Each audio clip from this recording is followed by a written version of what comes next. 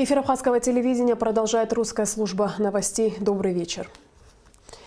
Сегодня в Абхазии отмечают День памяти защитников Отечества. 25 лет назад, 14 августа 1992 года, войска Госсовета Грузии под предлогом охраны железной дороги вторглись на территорию Республики Абхазия. Началась Отечественная война народа Абхазии, длившаяся 413 дней и ночей. Война, которая унесла жизни тысяч сыновей и дочерей Абхазии, Северного Кавказа, Юга России, представителей нашей зарубежной диаспоры. Имена героев навсегда останутся в памяти народной. Президент Республики Абхазия Рауль Хаджимба обратился к народу в связи с 25-й годовщиной начала Отечественной войны народа Абхазии. 25 лет назад открылась очередная кровавая страница истории нашей страны. На ее защиту встали люди всех национальностей, проживающих как в Абхазии, так и за ее рубежами. Только в таком единении, сражаясь плечом к плечу, стало возможным изгнание грузинских захватчиков с нашей земли, отмечается в обращении главы государства. Подвиг ветеранов Отечественной войны народа Абхазии 1992-1993 годов навсегда останется в наших сердцах. И наш долг – передавать из поколения в поколение память об этих страшных событиях. Мы отстояли свою землю благодаря мужеству, отваге и бесстрашию, проявленными нашими воинами. Не забывая обо всем этом, мы сумеем построить сильное, стабильное и безопасное государство. В этот день мы также чтим память нашего первого президента, главнокомандующего Владислава Ардзенба. Благодаря его незаурядным способностям и силе духа народ встал как один на защиту Родины и одержал победу в войне за независимость. Пусть на абхазской земле всегда царит мир и благополучие. Вечная память павшим воинам, говорится в обращении президента Рауля Хаджимба к народу Абхазии. Сегодня по всей стране прошли памятные мероприятия. Люди возлагали цветы к памятникам погибших. Ветераны делились воспоминаниями о своих фронтовых буднях, о погибших друзьях. И сегодня, спустя 25 лет, эти воспоминания даются нелегко. Освежающую боль от утраты людей, которых так не хватает нам сегодня. Наши корреспонденты работали сегодня в разных районах страны. Предлагаем подготовленные ими материалы. Трагический день в истории нашего народа. День скорби и памяти. 25 лет назад сынам Абхазии в очередной раз пришлось продемонстрировать свою храбрость и мужество. Они практически безоружными встали на защиту Родины. Началась Отечественная война. Кровопролитная и разрушительная, погубившая тысячи жизней, сломавшая многие человеческие судьбы. Утро 14 августа по традиции началось с возложения цветов к мемориалу славы, где похоронены защитники Отечества. Отдать дань памяти погибшим в столице, в парк славы, пришли матери погибших воинов, ветераны Отечественной войны народа Абхазии, президент Рауль Хаджимба, спикер Народного собрания Валерий Кварча, премьер-министр Беслан Барцыц, депутаты парламента, общественность.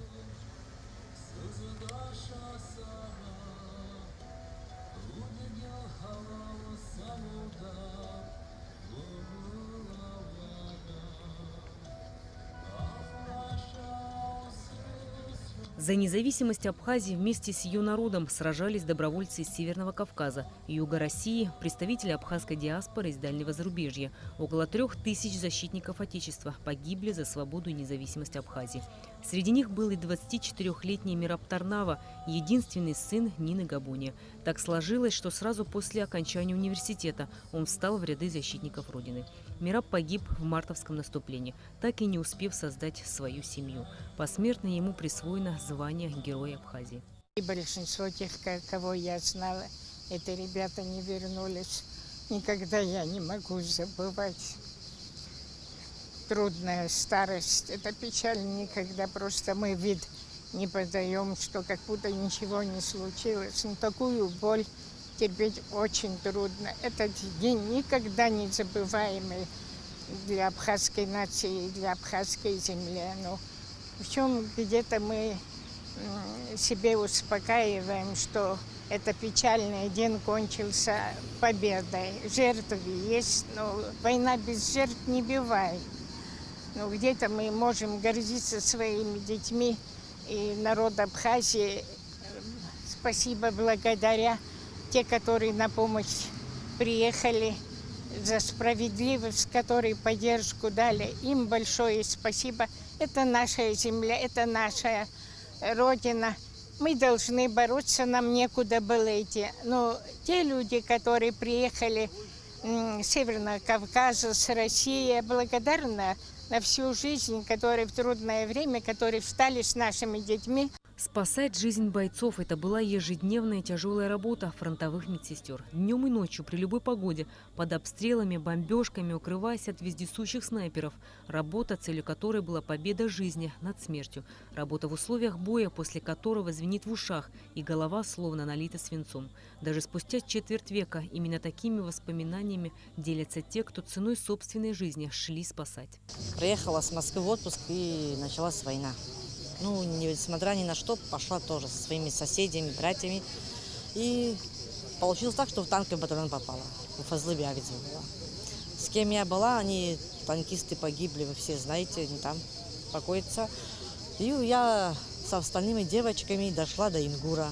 Первые потери девочки наши, что погибли в Новишерах. А мои девочки погибла Инга Габнева, это самая молодая, тоже она была в бронетехнике с нами.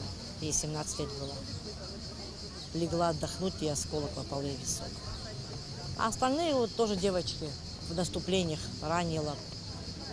Кто погибал оттуда, с Сейшеры шли, мы с командой спускались оттуда. Ощущение, конечно, неприятное было. Сперва я не поверила. Тогда в 92-м тоже году я в 80-м тоже попала так в этот переворот. Я думаю, 2 дня, 3 дня успокоиться. Потом смотрим, месяц-два уже в оккупации были. Тогда уже точно поверила, что мы действительно попали в войну. И я осталась до сих пор здесь, живу в Абхазии, 2 детей. 18-летние девушки во время войны плечом к плечу сражались вместе с отцами, мужьями и братьями. Каждый день и час были рядом с теми, кто боролся за свободу и независимость Родины. Трудом и подвигом своим они приближали победу. Лали и Сиани вместе со своим 19-летним братом прошла всю войну. В этот день моя мама поехала в Ачимчиру утром рано и очень рано обратно вернулась. Мы говорим, мама, что случилось? Она говорит, по-моему, война, там на дороге столько танков. Я говорю, господи, мама, какие танки? Она говорит, да, по-моему, война. И вот это вот ощущение войны, что этого просто не может быть. Просто в детстве, когда мы играли, можно так сказать, в войнушки, мы все это представляли себе, а здесь это все наяву, на самом деле. А мой брат говорит, мама, что, мы все на войну пойдем? Но он уже, ему 19 лет. А я говорю, вы что, с ума сошли? Какая война? Это просто не может быть. Но на самом деле он ушел, и я тоже пошла. Это все на самом деле оказалось, все явно, все вот здесь вот. Просто пули, я не знаю, бомбы, все. Эти ощущения просто их невозможно так выразить, высказать. Несмотря на то, что я сванка, мой брат сван, все равно мы родились здесь, мы выросли здесь, мама у меня абхазка. И вот это вот ощущение моей родины, что я должна встать на защиту, оно присутствовало всегда. Вообще в советские времена нам это всем внушали, твоя родина, твое вот. И мы встали на защиту. Брат вернулся? Да, слава Богу, вернулись все, мы целы. Конечно, у нас есть погибшие в нашей семье, но слава Богу, мы живы с братом. 413 дней длилась страшная кровопролитная война. В боевых действиях участвовали более 12 тысяч человек. Сплотившись в час тяжелых испытаний, наш народ выстоял. Война завершилась победой народа Абхазии. День начала войны, когда грузинские агрессоры зашли по Абхазию с огромным количеством техники. И в тот день мне запомнилось, что вот по телевизору выступил наш председатель Верховного Совета. Его слова до глубины души дошло до каждого человека, и народ как один кулак встал. Хотя оружия мало было, вы помните, в 89 году даже гладкоствольное, все, что было охотничье, все было изъято у населения. Вот Восточный фронт выручило то, что взрывчатое вещество очень много было в шахтах, и большинство начала войны мы начали с этого. Всем ветеранам желаю удачи, чтобы этот день, такой день для нашего народа больше не повторялся. А всем погибшим вечная слава. Мы в долгу перед теми, кто положил свои жизни на алтарь свободы и независимости нашей Родины, перед теми, благодаря которым сегодня у нас есть возможность строить наше будущее собственными руками. Вечная память погибшим героям, вечная слава живым. Рената Шакай, Тимур Гугухи, Абхазское телевидение. 25 лет назад, 14 августа, ранним утром, перейдя границу на реке Ингур, войска Госсовета Грузии общей численностью около 2000 личного состава под командованием грузинского министра обороны Тенгиза Китавани вторглись в Абхазию. Десятки танков, БМП, вертолетов, артиллерийских установок. Огромная колонна шла по направлению к столице Абхазии. Первое препятствие армия вторжения встретила в километрах 30 от границы. Здесь, близ поселка Ахурей, был пост полка внутренних войск Абхазии, расположенный на трассе близ города Ачимчира. В момент появления грузинской танковой колонны на посту находилось более 20 бойцов Абхазской гвардии под командованием капитана Хухута Бганба. Они попытались оказать сопротивление, но силы были неравны. Всех бойцов разоружили и отправили в ГАЛ, в камеру предварительного заключения. Герой Абхазии Славик Кучуберев вспоминает, что в момент вторжения войск Госсовета Грузии в Абхазию он находился в Ачимчире, и начавшиеся выстрелы на Ахурейском посту были слышны в городе. В 8 часов утра какие-то выстрелы услышал. Я приехал сюда, думал, что там случилось у нас в части. Когда приехал, здесь уже стояла 10-тысячная армия, здесь все, дороги были перекрытые. Метров 100 я не доехал сюда, до поста, здесь на посту ГАИ, где мы стояли. Меня остановили, я был в военной форме, одевал, а верхняя гражданская майка у меня была, черная майка, и я, как помню, меня остановили. И говорят, куда едешь по-грузински, я понимал по-грузински, я понял, что здесь какие-то разговоры мы слышали, грузины должны сюда приехать, и я говорю, еду в Гале, он меня не пустил, развернул меня, я вернулся назад. Я где здесь недалеко, метров 500, где наш военный час был, поворот там остановился, пошел пешком в час, думаю, что там узнать. Я увидел мальчика из Ухбая, Астамура, он у нас связистом служил.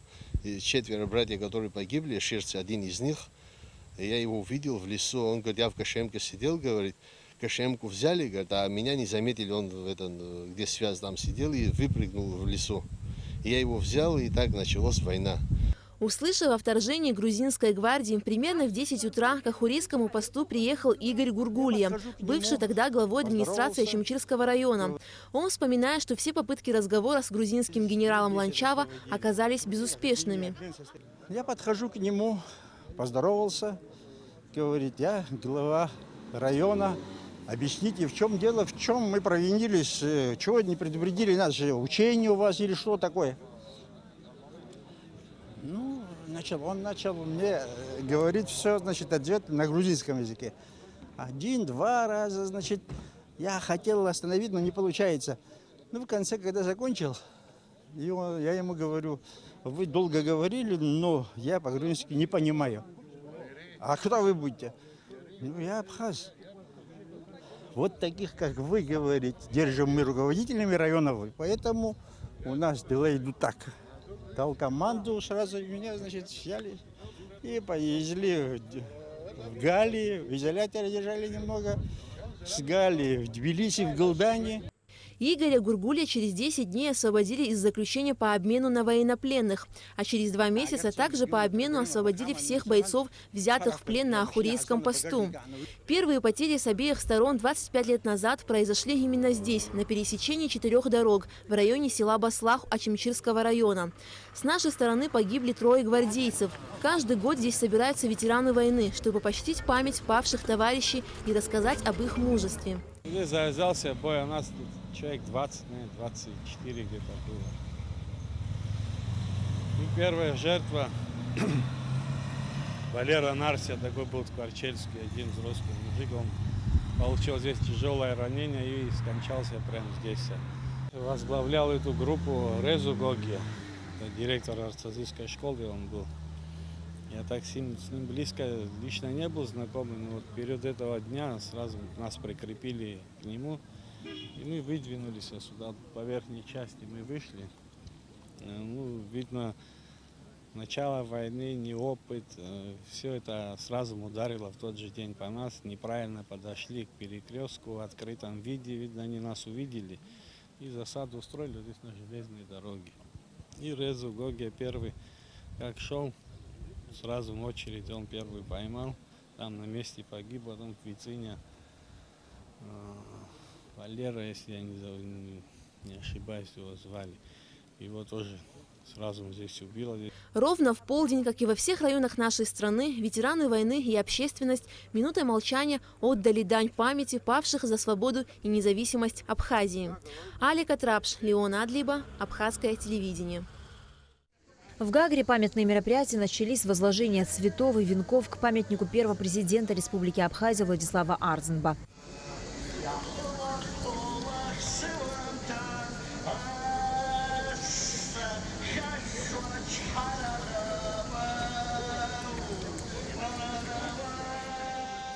Затем колонна двинулась к мемориалу славы города Гагра. Почтить память павших защитников Родины пришли родные погибших, ветераны войны, руководство района, представители различных организаций, общественность и гости города.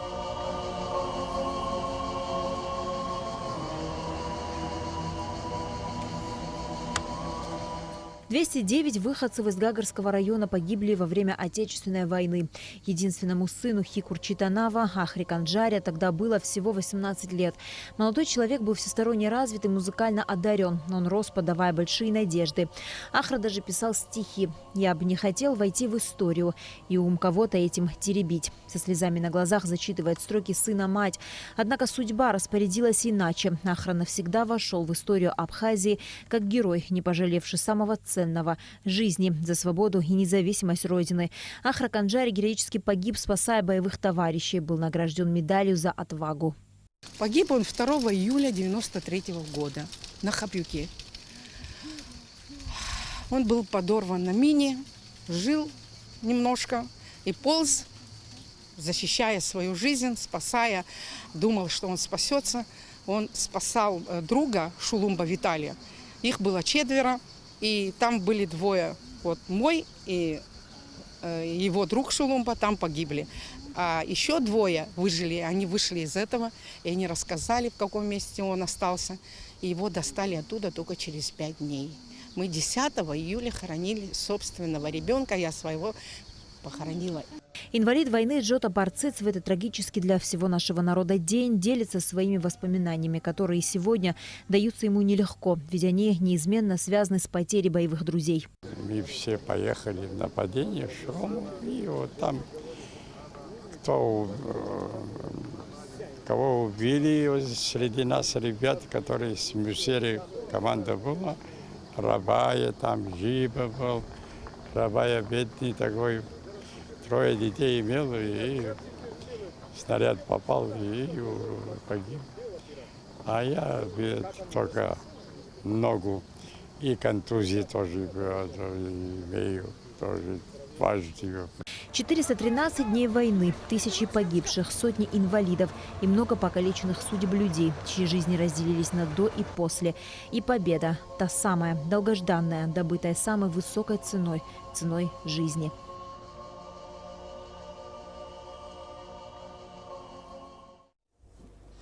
Сегодня по всей стране прошла акция памяти погибших в Отечественной войне народа Абхазии. Минуту памяти в столице организовала компания «Амобайл».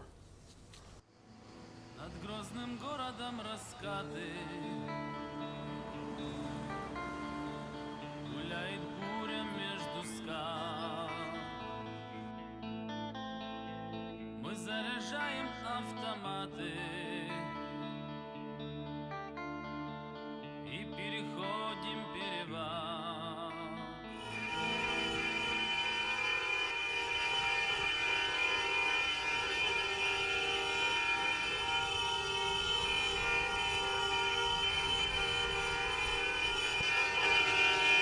– 14 августа, ровно 12 часов дня. Страна замерла, чтобы почтить память защитников Отечества, не доживших до сегодняшнего дня, не увидевших победу, не познавших радости в день признания независимости Абхазии.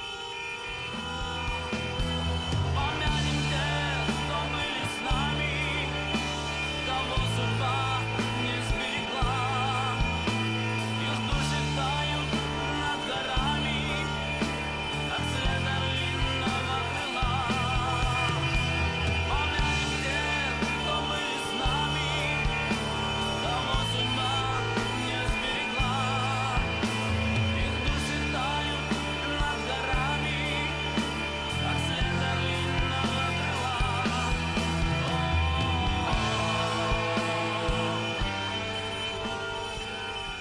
Это очень важный для нас день.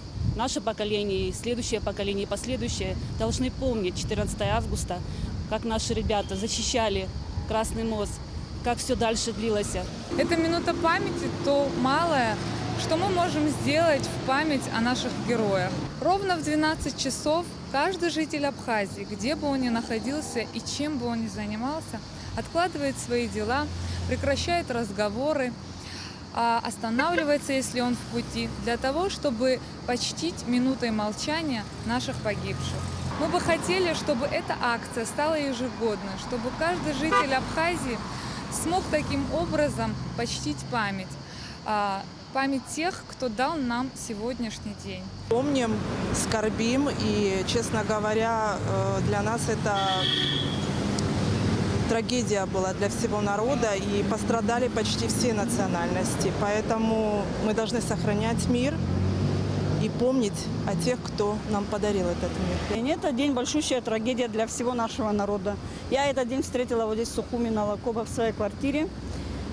И в августе уехала из Сухуми и ушла на фронт. Я кабардинец из Нальчика.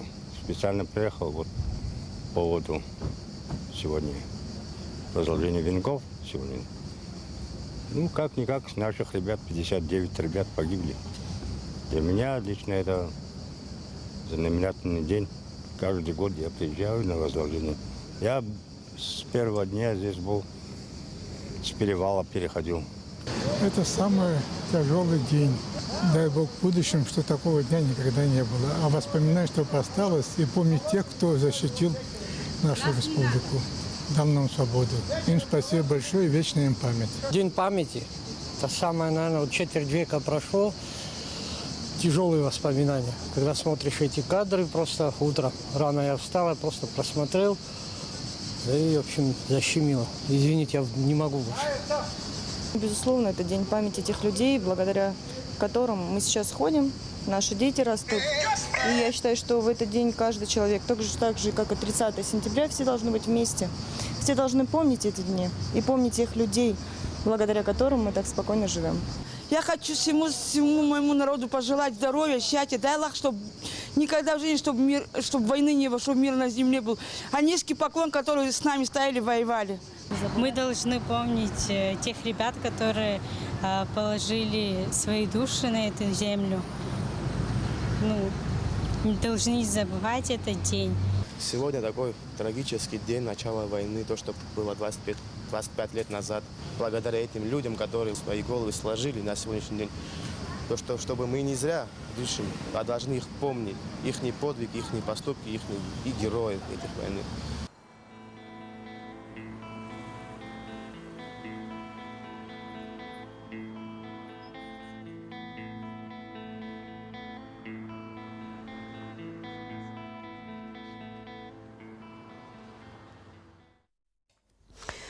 Единственным разумным выходом для преодоления многолетнего грузино-абхазского конфликта могло бы стать переосмысление Грузии собственных преступных деяний в отношении нашей республики и последующее установление цивилизованных, правовых, межгосударственных взаимоотношений, основанных на общепринятых нормах и принципах международного права. Об этом говорится в комментарии МИД нашей страны, сделанном в связи с 25-й годовщиной вторжения войск Госсовета Грузии на территорию Абхазии и начала Отечественной войны народа Абхазии. Попытки сохранить мифическую территориальную целостность Грузии, которые безоговорочно поддерживается ее западными партнерами, не только не способны вернуть Абхазию в лоно Грузии, но создают серьезные препятствия на пути урегулирования грузино-абхазского конфликта и порождают эскалацию напряженности в регионе, считают во внешнеполитическом ведомстве Абхазии.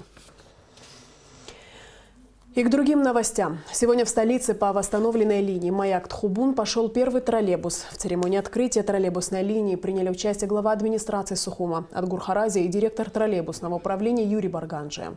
Троллейбусная линия Маяк-Тхубун от улицы имама Шамиля до школы номер 12 перестала функционировать еще в 2012 году из-за последствий стихийного бедствия. Аманда Поня продолжит. Первый троллейбус взял свой путь от остановки «Рынок» и продолжает свой маршрут по восстановленной линии Маяк-Тхубун. Регулярное движение троллейбусов решено начать со вторника. Распоряжением тогдашней администрации было принято приостановить движение от имама Шамиля улицы до 12-й школы.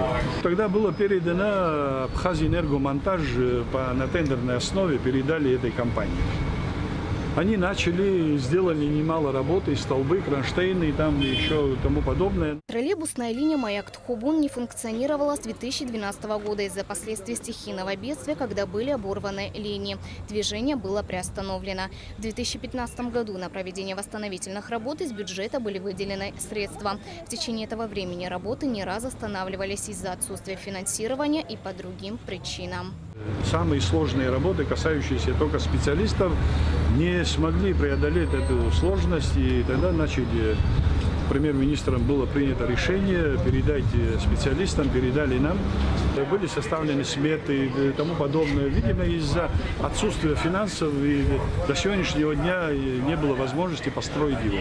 За 3 предыдущих месяца специалистами была проведена трудоемкая и сложная работа. И сегодня троллейбусная линия была наконец запущена. Если раньше маршрут был разделен на 2 части, то теперь он объединен и пойдет от Маяка до поселка Тхобун. Проблемы были с транспортом большие. Люди не могли как надо добираться спокойно и вовремя добираться до работы. И целых 5 лет никак не могли запустить этот вид транспорта. Он самый дешевый и самый удобный для жителей этого района. И сегодня, наконец-то, благодаря усилиям президента и усилиям троллейбусного парка, наконец, мы запускаем этот маршрут. Первый троллейбус выезжает из автобусного парка в 5:50. В 6:33 он стоит у 12-й школы на Маяке. Оттуда начинает свой маршрут, который по времени занимает 1,5 часа. Общая протяженность троллейбусной линии Маяк-Тхобун составляет 25 километров. Аманда Пони, Астамуракаба, Абхазское телевидение. И в конце выпуска прогноз погоды. По сообщениям синоптиков, завтра в Абхазии ожидается переменная облачность, временами дождь. Температура воздуха ночью плюс 20-24, днем 25-30. Температура морской воды плюс 27.